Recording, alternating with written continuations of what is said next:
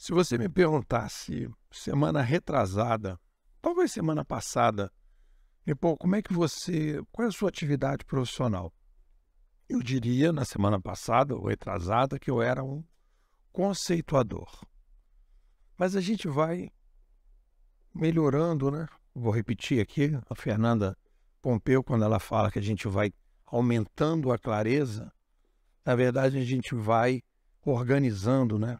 Eu vejo aqui a minha casa, né? A gente vai botando as coisas no lugar, vai pensando formas de ser mais fácil de guardar as coisas, para achar e tudo. A gente precisa ir organizando as coisas e vai melhorando a forma para que a gente possa trabalhar melhor, viver melhor. Então, até a semana passada eu era um conceituador. Agora eu digo para você, né, por que você faz? Eu sou um explicador. Eu sou um explicador e que, em determinados momentos, dissemino a minha explicação. Já fui, né, quando comecei a jornada, lá atrás, 40 anos atrás, quando eu comecei a trabalhar como jornalista, no primeiro jornal de informática do Brasil, Data News, eu era um operador. Eu operava, eu era o que eu estou chamando aqui de aplicador.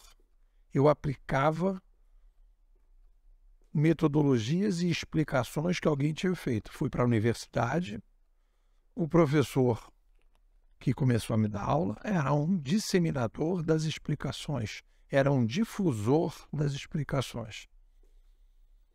E aí eu comecei aqui a organizar e acho que a gente tem 3 grandes atividades quando a gente vai falar de inovação profissional. Nós temos o explicador, o difusor e o operador.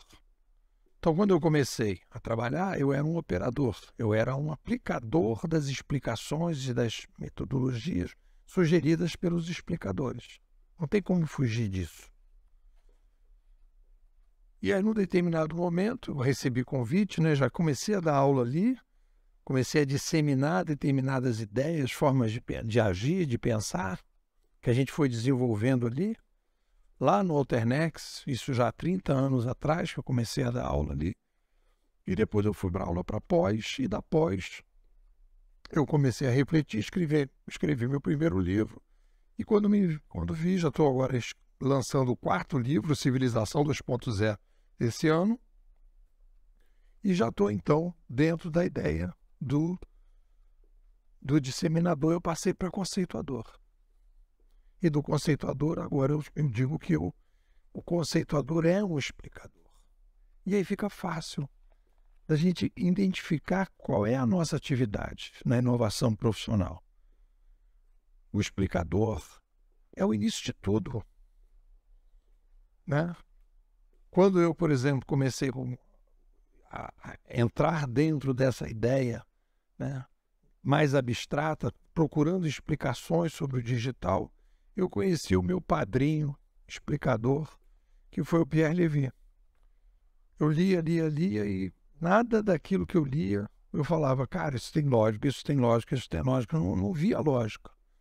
Aí veio o Pierre Levy, e aí eu percebi que a lógica vinha dos padrões. Quando ele disse, olha, nós estamos vivendo hoje uma revolução, né, que não é a primeira vez, é recorrente, já vivemos isso no mundo oral, no mundo escrito e agora no mundo digital. Foi ter lógica isso. E toda vez que isso acontece, a gente tem uma mudança civilizacional. Falei, tem lógica isso. Então, é dessa explicação, é desse explicador, desse padrinho explicador que eu comecei toda a minha jornada como explicador. Então, eu vou começando a trabalhar com as explicações e aí o explicador gera conceitos e gera uma narrativa. E dentro dessa narrativa nós temos metodologias. Quando eu fiz aqui um formulário para os alunos e perguntei, galera, qual é a sua missão estrutural de vida? A missão estrutural de vida, tirando assim exceções, o cara que já, sei lá, recebeu uma herança, ganhou uma loteria, né, não precisa trabalhar, então esse cara, por exemplo, ele pode ter uma missão estrutural de vida que não está ligada ao trabalho. ele sobrevive sem trabalhar.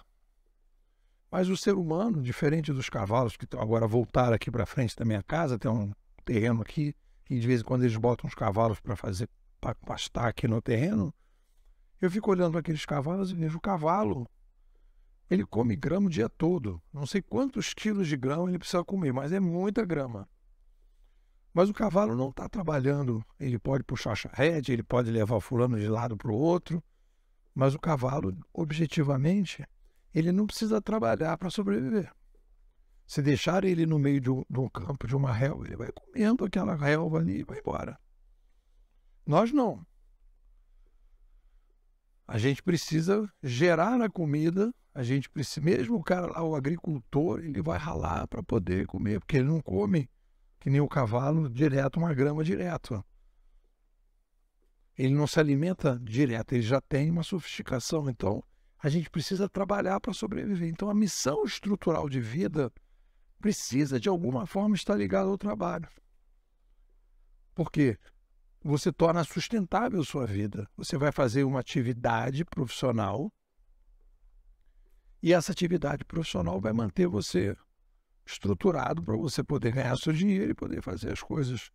E aí, obviamente, que você pode, além do seu trabalho, ter lazer e tal. Então, e na inovação pessoal, eu dividi aqui, né, que existem várias coisas. E estamos falando da inovação profissional, mas eu tenho inovação sexoafetiva, as relações afetivas que a gente tem. Como é que a gente melhora isso? Aí você tem os coaches, você tem os psicólogos dessa área, você tem inovação familiar, como é que você se relaciona com o seu pai, com a sua mãe, com os seus tios, com os seus filhos. Inovação no lazer, inovação das relações com os amigos e conhecidos, inovação na saúde, inovação doméstica, como é que você cuida da casa. Mas é a inovação profissional que é o epicentro. Eu diria que o epicentro da inovação pessoal é a saúde e a profissão. Isso é fundamental. Mas se você não tiver saúde, já era. E se você não tiver trabalho, já era. Então, e você vai ler, por exemplo, todos esses depoimentos que as pessoas falam, o seguinte: quando a pessoa não tem um trabalho, quando ela não está gerando dinheiro, tudo desmorona. Claro que se você também tem um problema afetivo, se você tem um problema com seus pais, também as coisas pioram. Mas a estrutura básica é saúde e trabalho. E o resto complementa isso tudo, gerando um clima positivo. Então, essas três atividades profissionais, explicador, disseminador ou difusor e operador ou aplicador, são as atividades da inovação profissional. O que você me diz? Vou te convidar para participar da melhor escola sobre inovação do Brasil. A gente está desenvolvendo a ciência da inovação. Quando eu faço uma avaliação aqui dos meus alunos, quem é que gosta da escola? Pessoas inquietas, pessoas que querem ter uma lógica maior, as pessoas que não gostam do mimimi. Como é que funciona a escola?